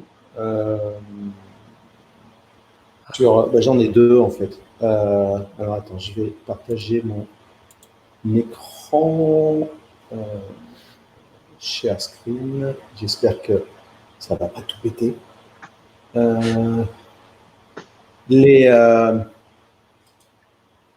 Ah super. Donc normalement, est-ce que je l'ai mis dans le bon sens? Voilà, ça c'est le pixel. Alors, on peut le programmer un peu comme la microbit, hein, c'est un microprocesseur, on peut le flasher, mettre du code dessus, et il fonctionne de manière autonome, il est sur pile. Et il a une petite spécificité, c'est qu'on peut aussi lui passer des commandes à travers un navigateur. Il suffit de récupérer, il y a une petite libjs qui permet de le faire. Non, c'est pas celle-là d'ailleurs. Je ne sais plus où est-ce que je l'ai foutu. Voilà, qui s'appelle puck.js et qui permet en fait d'utiliser les possibilités Bluetooth de Chrome pour passer des commandes à l'appareil. Donc, par exemple, alors la première fois que je me connecte, il va me demander de pairer mon composant. Donc, je le paire. Donc là, voilà. Bon, alors, normalement, il est censé m'effacer l'écran. Voilà, c'est bon. Et puis après, je peux lui faire afficher des messages.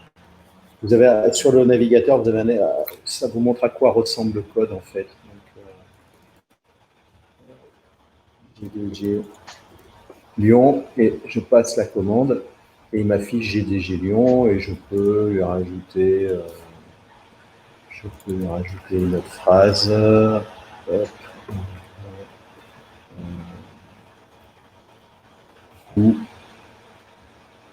Et alors je suis pas, je mélange toujours les X et les Y, donc forcément c'est pas une bonne idée. Mais ça depuis tout petit, hein, j'ai toujours été un peu dyslexique dans les repères orthonormés et compagnie. Je ne sais pas si on va le voir. Il a une LED qui est. Alors je vais essayer de mettre un peu d'ombre. Il a une LED. Voilà, il peut s'allumer, s'éteindre. Et puis là, bon, on peut savoir aussi en termes de batterie, là vous le voyez sur l'écran, ce qui lui reste en termes de batterie. Et puis avoir la température. Ça, il existe un modèle, je crois qu'il y a comment ça s'appelle, qui donne les positions là dans l'espace. J'ai oublié le terme. Un gyroscope. Ouais, je crois qu'il a un truc style gyroscope. Il y a une version qui existe. Mais parce que dans leur gamme, ils ont les deux. Ils ont ceux avec les accéléromètres, ceux avec les gyroscopes. Enfin, ils ont plusieurs. Ouais. Mais là, celui-là, il est tout simple. Le code pour, par exemple, allumer la LED, ça ressemble à ça en fait. C'est un puck eval et on lui envoie une payload JSON avec la commande pour allumer la LED et après il renvoie le résultat. Donc c'est super simple à coder et à utiliser. Et puis mon deuxième joujou qui utilise la même lib, hein, c'est mon. Qu'est-ce que j'en ai foutu d'ailleurs C'est tellement de foutoir sur mon bureau que j'ai. Ah oui, non, attends, sérieux, j'ai perdu mon. Attends, j'y crois pas. Ah oui, non, c'est bon. Hop, je l'avais mis dans la boîte. Donc là, c'est le puck. Donc normalement, il a un petit cache en plastique. On peut appuyer dessus, il peut servir de. C'est comme si avaient un clic-bouton. Avant, moi, je m'en servais de beacon, fait que les gens qui passaient, qui avaient du Bluetooth sur leur téléphone, pouvaient détecter ce que j'avais, ça balançait des trames sur leur téléphone. Et c'est pareil, on peut le faire avec la microbit, mais comment ça s'appelle Google a désactivé ça, fait que maintenant on ne peut plus l'utiliser, ou alors il faudra activer des choses, là il faut que je cherche un petit peu. Mais il a des trucs sympas. Alors c'est peut-être ça que je voulais faire. T'as codé Stop Covid dedans, c'est ça? Ouais, mais écoute, honnêtement, ça pourrait très bien servir de ça. Alors, si je mets, alors lui, il a plus de LED. Alors, j'espère que ça va se voir. Il faut que je le perde. Hop. Est-ce que j'ai pairé le bon? Oui. Alors là, vous voyez peut-être. Oui, on la voit. Oui, Je zoome. On va faire un petit. Hop. Ça sera plus sympa. Il en a une verte. Il faut que je clique dessus. Voilà. Donc, alors je peux éteindre la bleue. Il en a une rouge. Donc, il a 3 LED. Donc, ça permet d'afficher différentes choses. C'est plutôt sympa, plutôt pratique en termes de notification. Comme le Pixel, il a la batterie, il a la température. Fait que c'est sympa, vous pouvez foutre des pucks dans différentes pièces pour récupérer la température de vos pièces. Et lui, il a un magnétomètre. Donc là, par exemple, je lui récupère X, Y, Z, mais on peut lui demander en mode j'écoute. Donc là, je vais faire listen. Et si je prends un petit aimant, normalement, ça fait bouger complètement le magnétomètre dedans. Donc, après, je ne sais pas quoi faire de ces coordonnées parce que je ne sais pas ce que ça représente. Après, lui, dans l'espace, il bouge. C'est pour ça que j'attends par contre l'autre qui aura un accéléromètre plus un gyroscope. Ça sera plus intéressant. Et les deux peuvent discuter entre eux aussi, mais je n'ai pas encore eu le temps de m'amuser avec. Mais ce que j'aime bien, c'est la possibilité de pouvoir interagir en fait avec une web app qui pourrait être présente sur un téléphone d'ailleurs. Et un objet extérieur. Petite spécificité, quand vous voulez l'utiliser en mode web, il faut à tout prix que votre web app soit servie en HTTPS. Sinon, il n'acceptera pas de fonctionner. Donc, moi, je me suis créé un certificat et puis j'ai lancé en local. Mais sinon, vous pouvez prendre une GitLab Pages ou une GitHub Pages, elles sont servies en HTTPS. Ça marchera très bien pour faire vos tests. Donc là, c'est mes joujoux du moment.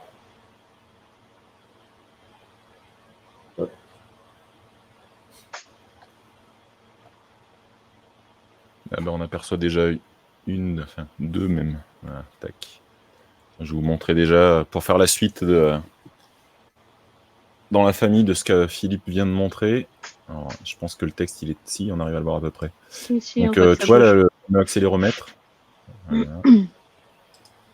Donc, j'affiche les valeurs et en même temps, je déplace un petit cercle au milieu. Donc, ça c'est une première chose. Mais comme tu peux en plus être pairé avec Bluetooth, je pense que j'avais déjà fait ça avec la microbit. Je me servirais de la montre pour faire bouger un personnage dans Minecraft, par exemple. Ça pourrait être rigolo, ça. Donc, voilà. Je vous montrerai le petit bout de code dans la deuxième foulée, mais je vous montre déjà ce qu'il y a visuellement. Et là, sur la M5, j'en ai fait une vidéo il n'y a pas longtemps où, pendant qu'on était en train de parler, j'ai changé la fonte parce que, en fait, ça affiche la météo du moment sur Lyon et le texte était trop gros pour la fonte que j'utilisais, mais ça s'est bien passé. J'ai pas tout pété pendant que je faisais la modif. Merci Louis. C'est le magnifique blog où j'ai pas mis grand chose. Et j'ai aussi la chaîne YouTube, il va me faire la pub totale. Si tu peux juste montrer mon écran, je vais montrer le code qui correspond. Voilà. Est-ce que je peux zoomer un peu? Je ne crois pas. Si, ça marche. Voilà. Donc là, c'est pour reprendre ce qui s'est passé sur la montre là.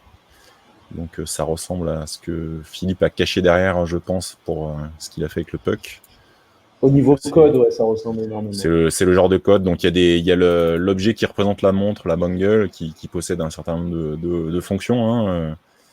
Il y a un SDK tout complet. Le G, c'est un truc qui est fourni de base qui permet de manipuler tout ce qui est graphique. Voilà, donc on est sur du connu. On fait appel à la fonction dans un intervalle toutes les 100 millisecondes. Je capture la position, je l'affiche. Enfin, c'est des choses assez simples. C'est c'est toute la famille. Voilà, la montre, la bangle, le puck de Philippe, le Pixel.js. Et tout ça partage un peu la même doc, les mêmes API. Donc, ça peut être sympa, je pense, de faire communiquer, effectivement, comme tu disais, d'un objet à l'autre, parce que tu es dans un monde qui va parler. Juste au passage. J'hésite beaucoup à acheter l'Esprino Wi-Fi. Ah oui. Je voulais juste montrer au passage, puisque on a eu droit à une jolie démo microbit, mais quand on vous parlait de l'environnement, l'environnement graphique, c'est celui-là. Où on balade des blocs, ça c'est la démo que j'ai fait tout à l'heure, où on faisait apparaître une petite icône en forme de cœur. Donc il y a vraiment, c'est vraiment super facile d'accès.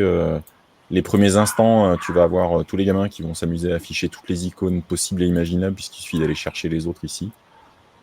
Donc ouais, c'est vraiment un environnement sympa. Après, ce qu'on disait, c'est que sans bouger, on a le choix maintenant entre JavaScript et Python. Donc là, quand c'est un code simple, on voit tout, mais ça essaye de conserver les deux. Donc des fois, ça peut permettre d'expliquer avec les blocs un truc avant de retourner sur JavaScript ou l'inverse. Et puis si on montre le Python, voilà, on n'est pas non plus très loin. Voilà. Et pour finir la famille microbit, je voulais vous montrer... Alors ça c'est... Pardon.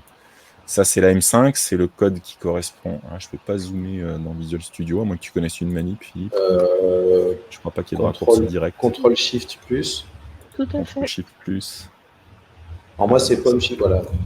Ah, ça marche. Donc là, c'est un SDK pour la M5 Stack en MicroPython. Si vous entendez d'ailleurs parler MicroPython, CircuitPython, c'est... L'un collabore avec l'autre, on va dire. CircuitPython est arrivé après, mais ils essayent de collaborer dans l'autre sens. C'est chez Adafruit qui font ça. Ils l'ont spécialisé pour leur carte un peu, mais ils collaborent aussi à MicroPython. Donc il y a un peu de tout. Il y a de la manipulation de fichiers. Donc la M5 est vraiment complète. On peut faire plein de choses. On peut faire du JSON. On a un module aussi pour émettre des requêtes. Donc là, j'ai utilisé le site OpenWeatherMap qui permet de faire des requêtes. Ils ont un tas de trucs, la météo à 4 jours, des trucs comme ça. Et puis après, les API de manipulation visuelle pour afficher du texte. Donc là, à l'origine, j'avais cette fonte-là, je l'ai changé pour une plus petite, des choses comme ça.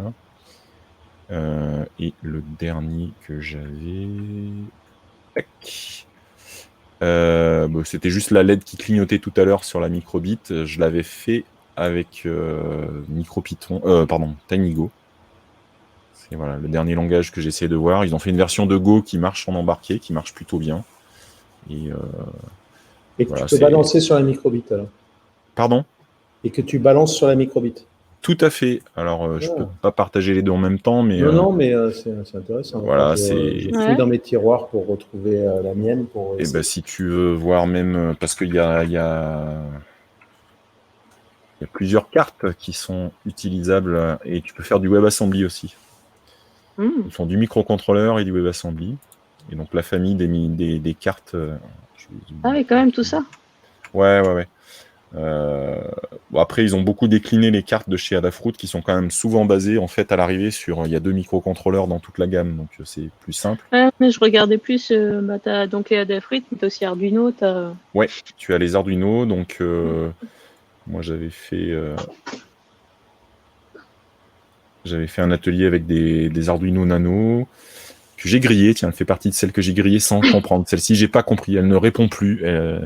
J'ai cru que j'avais tout pété avec TinyGo, mais pas du tout. Il n'y a plus rien qui fonctionne. Et puis, il y a les cartes de chez DigiSpark, la famille des Nuclo, celle-ci, je les connais pas. La famille des Particles, qui sont aussi... Alors là, dans les kits aussi, pour découvrir Particles, il y a 2-3 kits qui sont sympas. Et puis, la famille des STM32, dont la console, là, de chez Pimoroni, fait partie, même si c'est pas ce modèle-là. Donc moi je trouve ça intéressant. On peut pas utiliser tous les langages, par exemple avec les enfants, avec Mixtin, mais j'aime bien leur montrer que ils ont fait de la programmation visuelle, mais que en fait le copain à côté il a fait du Python. Ils entendent parler de Java éventuellement quand ils connaissent un peu Minecraft, mais tu peux leur parler de tout ça, quoi. Ne jamais faire d'atelier comme ça sans préparation à mort avec Java entre parenthèses et Minecraft. Il y a des solutions beaucoup plus simples pour les initier avec Python. Nous, on a abandonné Minecraft. Ouais, il y a Minetest aussi, mais ils font ça en LUA aussi. Donc, bref, c'est pas de l'IoT, mais qu'on fait Je du voulais code faire un combat, c'est atelier plus où on simple. manipule avec un objet, on manipule Minecraft depuis une microbit. Et donc, il y a la possibilité de programmer la microbit pour qu'elle envoie, comme si elle se comportait comme un clavier, et on puisse envoyer un signal en avant, en arrière, des choses comme ça. Donc voilà les 3 petites démos que je voulais montrer. Pas déborder, sinon on y passe la soirée. Moi, j'y retourne après, de toute façon. Je vous quitte et je recommence. Ok, merci. Et du coup, tout le temps que vous passez à faire de l'IoT, vous le faites pour quelles raisons? Qu'est-ce que vous cherchez à avoir avec? Je sais pas, Stéphanie, tu veux commencer? Disons que quand je me mets dedans, c'est plus pour préparer les ateliers pour les enfants ou alors parce que j'avais envie de tester un nouveau jouet, plutôt. Ce qui est une raison suffisante. Voilà. C'est, ah tiens, un nouveau jouet. Oh, ça fait longtemps que j'ai pas fabriqué de robot. Oh, ça me manquait. Un côté très ludique alors. Plutôt, ouais. Moi, c'est plutôt pour donner une espèce d'incarnation à des programmes que je peux faire. Je code un truc, quelle que soit sa possibilité. Si ça peut aller allumer autre chose que mon ordinateur, je trouve ça intéressant. Donc après, je m'en sers pour... comme la M5, quand j'avais utilisé MQTT, c'était pour qu'elle m'affiche les résultats de mes builds en CI. Donc, j'ai du mal à m'échapper de ce que je fais habituellement, mais de pouvoir avoir un petit côté, ça donne un côté ludique, hein, ou un petit côté démo à des choses un peu classiques. Moi, ça me plaît bien.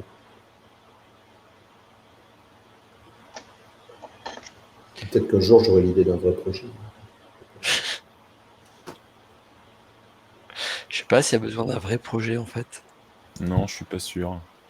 Moi, c'est... Non, mais après, tu as des projets qui sont intéressants. Tu as, comment il s'appelle, Idriss, je crois, là, qui est moitié du temps en France, moitié du temps en Algérie. Il a monté tout un système d'hydroponie pour aider à irriguer et à planter on va dire j'allais dire des salades, c'est réducteur, mais enfin des plantes dans des endroits désertiques ou semi-désertiques.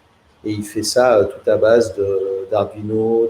Il a commencé à base de Raspberry et je crois qu'il étudie tout ce qui est microcontrôleur pour trouver un moyen finalement de réduire les coûts. Parce qu'effectivement, un microcontrôleur sera moins cher qu'un Raspberry. Et ils ont un joli produit, quoi. Il n'y a pas longtemps, il en parlait. Il y a je ne sais plus quel ministre, je crois que c'est le ministre de l'Agriculture en Algérie, qui est venu visiter leur site, là où ils déploient leur truc. Et là, je trouve que c'est un vrai projet, que ça a une réelle utilité. Mais il y a des vraies utilités, en fait. Hein. C'est pas que des jouets parce que nous, on fait ça, mais... c'est ça. Mais il y a même des gens là, qui sont connectés dans le chat. Je crois qu'ils ont fait un assez joli projet pendant la période qu'on est en train de traverser. Ouais. Il y a des respirateurs qui ont eu la contribution de gens qui faisaient de l'IoT. On va pas le reciter, on l'a déjà balancé une fois, on va pas le balancer deux. Mais ouais, non, moi, c'est effectivement le côté à la fois ludique. Je suis comme Steph, je trouve que c'est marrant et puis ça permet de se plonger un petit peu, de rester dans du technique peut-être parce qu'on aime ça, mais en même temps d'avoir un côté rigolo. Il y a le côté apprentissage avec les enfants parce qu'il y a tellement de choses à faire. Ce qui marche avec Philippe marche aussi avec les enfants. Le fait de rendre concret du code, ça marche pour tout le monde en fait. Je veux dire, c'est imparable. Une lumière qui s'allume, quelque chose qui se passe quand on appuie sur un bouton, c'est plus parlant que d'afficher du texte à l'écran. C'est pas toujours évident. Et puis oui, il y a tous les cas où ça peut être utile. J'ai pas fait grand chose en projet super utile. J'ai des petites contributions comme ça ou de donner des infos ou d'aider à faire de la doc pour des gens. Ou si, il y a des ruches qui ont des bouts de code à moi quelque part dans la Réunion. À la Réunion. Il y a quelqu'un qui était là-bas. Voilà, je lui dis coucou parce que je sais qu'il va passer voir la vidéo quand ça sera l'heure. Mais d'ailleurs, pour la prochaine session, il faudrait qu'on fasse venir notre ami Manu. Oui, bien sûr. De toute façon, à lui tout seul pourra tenir toutes les démos, les explications. Donc, ça nous reposera. Mais tout à fait. On se prévoit ça. Tout à fait. En plus, il est passé, donc en plus, maintenant, Ouais. on est en train de Philippe, perdre des petit morceaux de décalage. Philippe avec de la latence à nouveau. Ah bon? Mais ça y est, t'es toujours revenu là. avec le son, ça fait des moments, non, tu es toujours là.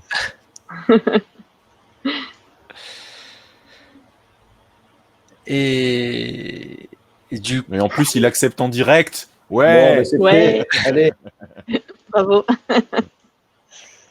on t'accorde les vacances et après, on va pas te lâcher. Là. moi j'allais dire début août. Mais... ça sera enregistré en plus dans la vidéo comme ça. Ah tu là, vois. c'est foutu, là, il y a toutes les traces. On sortira pas comme ça.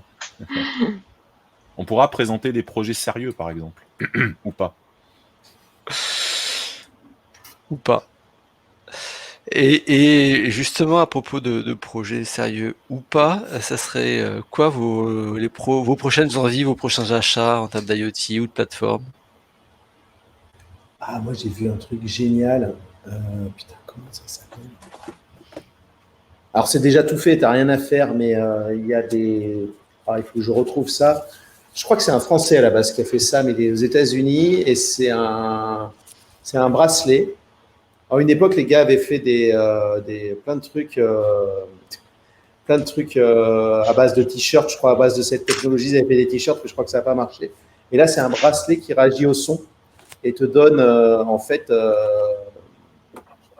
te fait ressentir le son à travers mais par le côté tactile. Donc la destination, c'est pour les malentendants. Mais du coup, a priori, j'aimerais le tester. Tu ressens si c'est de la musique, tu ressens si c'est des paroles, et j'aimerais voir jusqu'où ça va. Et moi, mon rêve, ça aurait été d'arriver à le faire moi-même, mais je n'ai pas les capacités. J'avais travaillé à une époque sur un produit un peu similaire qui n'a pas été au bout. Mais qui ne se mettait pas forcément au poignet, c'est ça? Voilà, et l'idée c'était après que la plateforme augmentée puisse pour faire des t-shirts connectés dans le même style. D'accord. C'est un peu ça, à un moment, le futur du projet.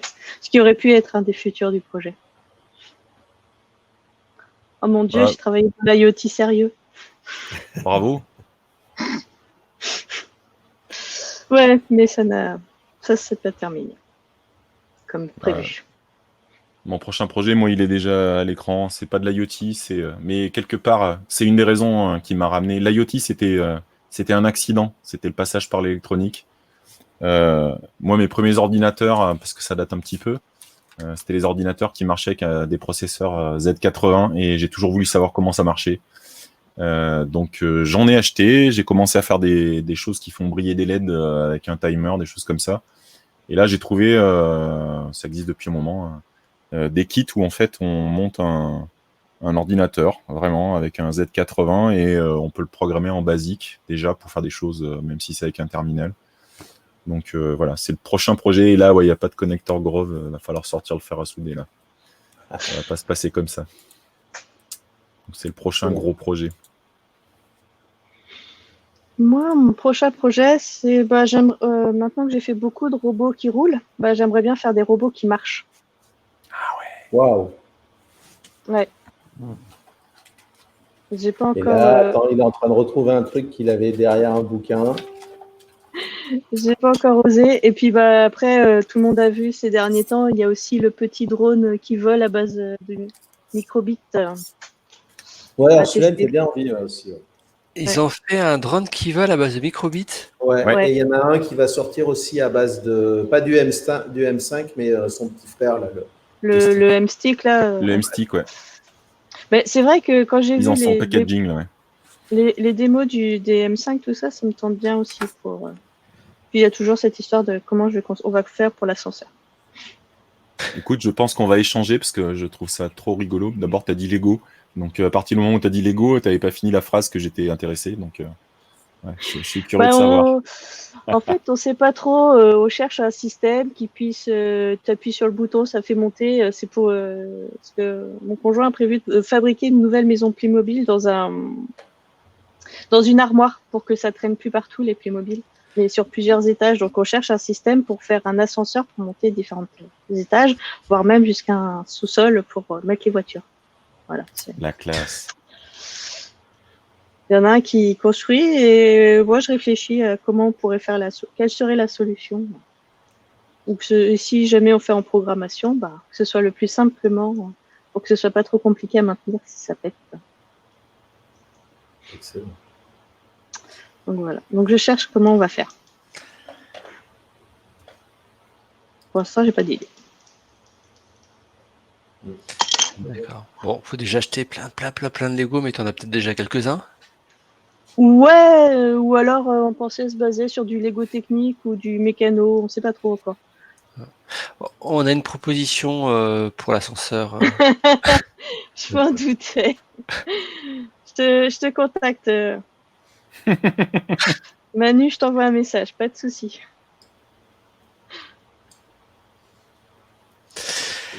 Et Louis, c'est quoi ton prochain projet IoT? Par quoi tu vas démarrer? Alors, parce que là, tu es obligé maintenant. Philippe va se mettre à la soudure. Et toi, tu vas commencer par quoi? Ouais, en fait, je fais déjà des petits trucs. Moi, j'ai déjà des microbits avec lesquels je m'amuse.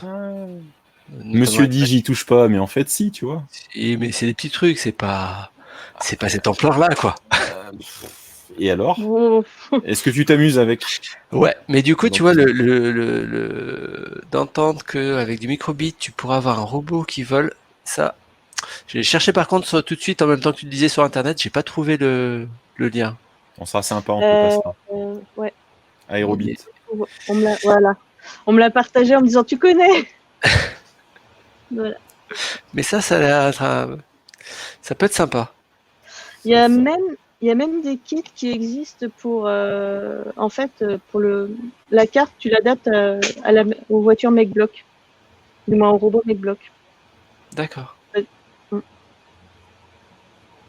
J'ai vu des kits au Japon aussi. Là, j'échange avec un Japonais en ce moment. C'est pour ça que Lego, ça me parle bien. Oui. Il a fait toute une gamme qui sert que à faire des trucs avec des Lego, mais c'est compliqué parce que toute la doc est que comme ça. Donc, j'en ai commandé une boîte, mais je pensais qu'il y avait l'adaptateur pour la carte, mais il y avait que les composants, du moins que les Lego et les deux moteurs, qui est quand même utile. Ouais. Parce que là, pour l'ascenseur, ça pourrait le faire. Voilà, c'était aussi pour ça que j'ai craqué pour cette boîte. Après, il y en a d'autres. Parce qu'il y a un site, je crois, c'est un magasin qui est par chez vous, Cubi, qui vend pas mal de choses autour de microbits. Ouais.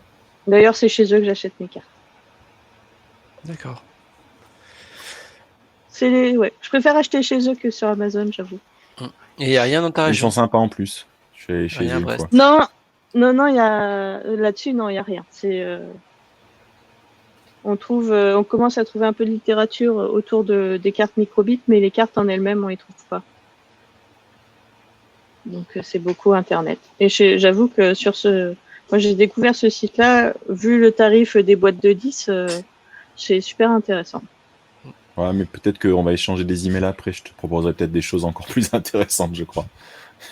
En fait, on cherche pour s'équiper pour le Devox for Kids pour qu'on ait un peu de stock. Ça marche. C'est moi qui gère un peu tout ça et comme je cherche aussi le système pour que les enfants partent avec leurs robots. J'aimerais bien qu'on fasse des ateliers où les enfants vont construire leur propre robot pour partir après avec. Donc c'est pour ça que je cherche à peu près les composants qui seraient pas trop chers pour qu'ils aient quelque chose de super intéressant. Et il y a un site anglais qui fait ce genre de choses où en gros t'as des kits assez intéressants. C'est Kitronic. Voilà. Ah bon? Ouais. Donc en ce moment, j'en regarde pas mal aussi chez eux. Faut pas hésiter à dire bonjour à Rachel et bonjour à Alès, et après tu me feras un email et tu verras. Voilà. Donc, parce que c'est vrai que les enfants Anglais sont bien nos accrochés. Oui, tout à fait. Faire. Là, dans ce domaine-là, c'est très sérieux. Les Anglais sont vraiment nos amis. Ils ont vraiment des chouettes choses. Ils ont fait, voilà, ils ont fait et puis même quand on prend la carte qui a été faite par la BBC, c'est vraiment un produit, comme tu disais, un produit complet. Et moi, j'en suis fan. Et à chaque fois, quand j'en parle aux gens, même à des personnes qui ne connaissent rien, et je leur présente la carte, je leur dis ce qu'elle peut faire, je leur montre. Je sais que quand j'ai fait le dernier atelier qu'on a fait après le Deathfest du bout du monde en février, mais les parents, ils étaient fans, ils étaient tous ah oui, mais vous en avez un peu plus, on peut vous en acheter une. Donc heureusement que j'avais une boîte en plus. Mais peut-être que dans ta moi. région, il va y avoir un nouveau revendeur local qui va apparaître du coup alors. Bah, il faudrait. Voilà, donc c'est ouais. J'avoue que ces petits robots sont fantastiques et quand on voit tout ce qu'on peut faire avec, c'est vraiment super fun. Puis ça Moi, plaît à j'avoue, Philippe et à je Louis, suis donc c'est bon. fan. Ouais, je suis fan. Bon, après, il faut que je joue avec d'autres. Je pense que maintenant que j'ai bien joué avec ça, il faut que je commence à tester d'autres trucs. Ouais, mais ça t'empêchera pas d'y revenir. Ça, Oui, je me doute parce que j'ai toujours de nouvelles idées, de nouveaux trucs à tester. Donc, ça. Ok. Et ben après, je sais pas si on a fait un peu le tour des sujets qu'on souhaitait évoquer, mais il y a peut-être d'autres choses qui vous viennent en tête. Là, comme ça, moi, mon prochain projet, en fait, il sera lié à l'IoT, mais il sera pas directement avec des composants, bien que je me servirai pour tester. Mais j'avais commencé avec Vertix à faire vu qu'elle est libre pour ça, à faire un broker MQTT. Et je me dis qu'avec l'arrivée de GraalVM qui te permet d'embarquer des langages et de faire des trucs dynamiques avec du Python, du JS, tout ça, il y aurait moyen de faire un broker MQTT super sympa à utiliser et auquel on pourrait rajouter des fonctionnalités sans le recompiler. D'accord, mais pas sur tes cartes. Non, il fait pas là, tourner du Vertix, pas encore. Ok. Là, le Vertix tournerait n'importe où, enfin enfin il te faut un sur vrai un Raspberry. ordinateur. Sur un Raspberry, il peut Raspberry, tourner. ça pourrait Sur un marcher. il tourne. Et tu pourrais lui plugger à la volée des comportements sans être obligé de tout rebuilder. Tu veux faire une sorte de chatbot sur Vertix. Après, c'est juste un broker MQTT et tu en fais ce que tu veux. Il faut juste que j'aimerais retrouver le bout de code que j'avais fait à l'époque. Ça m'évitera de relire la doc. Mais sinon, non, ça a tout changé. à zéro. Ça a tout changé encore. Ouais. Okay. Tu vas quand même pas te passer de regarder à nouveau tous les frameworks qui sont sortis depuis. Non, mais pour la partie Vertix GraalVM, ça c'est bon. J'ai déjà un truc qui tourne, donc maintenant j'ai plus qu'à utiliser la lib QTT qui embarque, que fournit Vertix, et puis roule. Et après, si j'y arrive, j'aimerais faire comment ça s'appelle, une espèce de dashboard un peu avancé de visualisation des messages qui s'échangent. Ce que j'avais fait il y a longtemps à l'époque pour mon talk pour justement Riviera Dev. Mais après, mon dashboard n'est pas allé beaucoup plus loin. Donc, ça me permettrait de refaire du front un peu aussi. C'est cool ça. Ouais. Du coup, on en reparlera à la rentrée parce qu'il y a le prototype pendant les vacances et c'est ça. 3 dans septembre. C'est ça. Ouais, ou je fais ça ce week-end et puis. Ça sent le nouveau talk. Ah, je te laissais un peu de marge, tu vois. Bah, en talk, on a déjà vachement parlé de MQTT. Donc, Ouais, mais on n'en parle plus actuellement. Allez, on va s'y remettre. Il y a Coap aussi qui À une époque, je voulais faire un talk autour d'un Raspberry sur lequel j'aurais connecté une caméra en faisant du WebRTC. Ah, ben ça ressemble. Ah, ben voilà, c'est ça que je cherche depuis la dernière fois. C'était WebRTC. C'est WebRTC que je recherchais. Ah oui, non, c'est génial, WebRTC. Ouais, je sais. Mais voire même, on pourrait construire une solution à base de WebRTC pour faire des événements virtuels. Ouais, ça serait bien. Hein. Ah merde, ça existe déjà. Ouais, mais il faudrait que ça pourrait faire ce qu'on veut exactement. Donc ouais, j'avais envie de faire un talk autour de ça. Et puis, bon. Sur un cluster de Raspberry. Et je voulais faire compris que tu voulais chercher un prétexte pour te l'acheter, ta Raspberry, on a compris. Mais là, on est au niveau du cluster, hein, donc... Ouais, c'est pas qu'une. Hein. Non, je voulais faire ça genre un boîtier avec la caméra, l'écran et tout, un petit truc comme ça, là, grand, 7 pouces, faire un échange. Comme j'ai pas réussi à aller plus loin dans ma préparation de talk, j'ai abandonné l'idée. Ça peut faire pour faire la musique de l'ascenseur, tu sais, avec une petite vidéo dedans. Ouais, tout à fait. Mais il faudra que je répare l'imprimante 3D. Oublie pas de mettre une caméra dans l'ascenseur, bien sûr, évidemment. Bah oui, mais vu qu'ils font des toutes petites caméras, ça doit être faisable. J'ai vu C'est qu'on parfait. pouvait en brancher sur des M5. Exactement. Bah oui, je surveille ce qui se passe Ouais, sur mon fil. T'es à 2 doigts de passer une commande, là, fais attention. C'est la Oh pente, c'est la pente, fais non, gaffe. ça fait juste 2 mois que je suis à 2 doigts, donc ça va.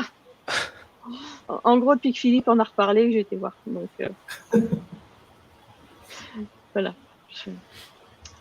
Pour l'instant, non. Non. J'ai pas de vrai sujet là-dessus pour le moment, donc faut que je termine d'autres choses.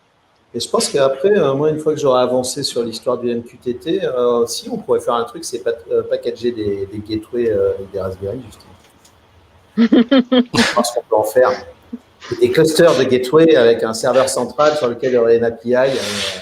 Tu fais trop de cubes en ce moment, tu veux mettre des clusters de partout. Mais je dis cluster, après on n'est pas obligé d'utiliser du cube, hein, mais c'est vrai que... Ouais, mais là, il attaque la réalité, il veut des clusters réels avec des choses qui se déploient physiquement dans le monde. Ouais, mais ta gateway, partout. pour qu'elle soit résiliente, il faut qu'elle ait un truc qui soit capable de redémarrer facilement. Et un K3S, ça pourrait être une bonne idée. Et après, ça te permet de vendre des gateways, les installer dans les stations de ski, les restaurants, partout. Ouais, puis ça tourne sur ARM, donc effectivement, tu pourrais le mettre. Il faut des images ARM après. Donc là, on est en train de monter un business. Encore un. Un énième. Je pense qu'il faut un peu y réfléchir quand même avant de se lancer. Dans 2 ans, on est une licorne. Ouais, un poney, quoi. Un poney déguisé en licorne. Un poney, voilà. Ouais, C'est possible. Mais n'empêche que j'avais, moi qui ne connais rien en électronique, j'avais remporté un prix, là, un concours organisé par IoT, organisé par la Fondation Eclipse, sur un simulateur d'objets connectés qui pingait des gateways. Donc, tout est possible. Non, c'est le simulateur qui m'a fait rigoler. Rapport à ta précédente expérience. Tout à fait, de l'IoT. Ouais. On te racontera. Ouais, voilà. Et ben après, je pense que là, on a un peu fait le tour. Alors, on va être obligé de passer encore une bonne heure à répondre à la centaine de questions que je vois sur Twitch. Ouais. On en aura à la rediff. Ah bah après, alors, on va en profiter pour faire un petit message. On va essayer de le pousser jusque sur YouTube aussi. Et on pourra aussi répondre aux commentaires sur la partie YouTube. J'ai même prévu, tu vois. Ah, comme c'est beau. Alors, je savais que tu étais prêt. Évidemment, le lien comme ça est pas visible, mais il est aussi sur Twitch. Donc depuis Twitch ou depuis on retrouverait la scène YouTube du GDG. Donc je pousserai tout ça directement. Voilà. On va essayer de gérer la masse de gens qui vont se précipiter. On fera le maximum, promis. Ouais. On se relèvera. Ouais. En tout cas, ça a été un plaisir, même s'il n'y avait pas trop de monde, mais ça fait un petit moment qu'on discutait de reparler un peu d'IoT, donc voilà. Et puis ça nous permet de nous entraîner. C'était un premier essai. Et puis surtout, on a le speaker suivant qui s'est tout seul. Donc, là, c'est au top. Hein. Merci. Merci. Ouais. En tout cas, merci à vous tous. Et puis, on va couper le broadcast. Et à bientôt alors. Merci. À bientôt, oui.